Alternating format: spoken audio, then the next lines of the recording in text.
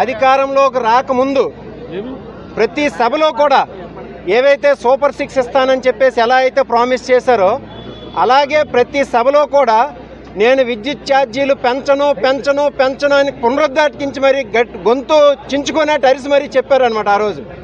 కానీ ఇప్పుడు ఏమైంది?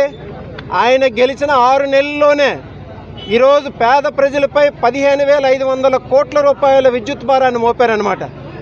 ఇప్పటికే పేద ప్రజలందరూ నిత్యావసర సరుకుల ధరలు పెరిగి ఇబ్బందులు పడుతుండి సూపర్ 6 అని ప్రకటించి ప్రభుత్వం నుండి ఏ ఒక్క పథకం కూడా చెల్లించకుండా ఉండి ఈరోజు విద్యుత్ భారం మోపితే ప్రజల తాలూ పరిస్థితి ఏమవుతుంది? అందుకోసం అని చెప్పేసి జగన్మోహన్ రెడ్డి గారి పిలుపు మేరకు ఈరోజు ఒక పెద్ద ధర్నా కార్యక్రమం, నిరసన కార్యక్రమం అనేది ఆమదాలవలస నియోజకవర్గంలో చేపట్టడం జరిగింది.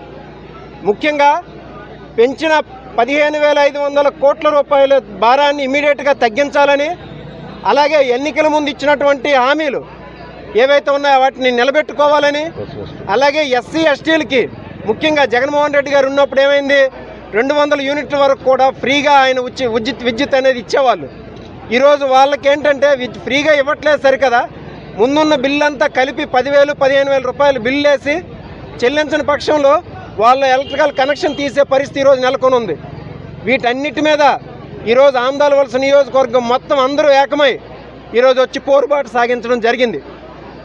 ఇంకా మున్ముందు కూడా ఏవైతే ఇలాంటి సామాజిక అంశాలు ఉన్నాయో వాటన్నిటి మీద పార్టీ పిలుపు మేరకు మేము పోరాడతాం. చంద్రబాబు నాయుడు తాలూకు మోసాలను ఎండగడతాం. ఆయన పెత్తందారీ వ్యవస్థనే ప్రోత్సహిస్తారు కానీ పేదలను ఎప్పుడు ప్రోత్సహించింది లేదు.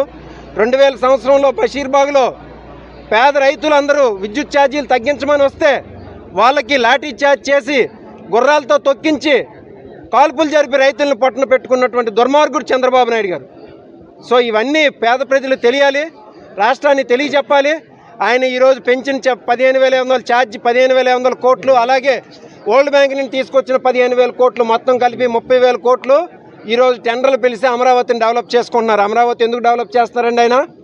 కేవలం ఆయన తాలూకా రియల్ ఎస్టేట్ని పెంచి పోషించుకోవడం కోసం, పెత్తందారీ వ్యవస్థ కోసం, వాళ్ళ తాబేదారుల కోసం.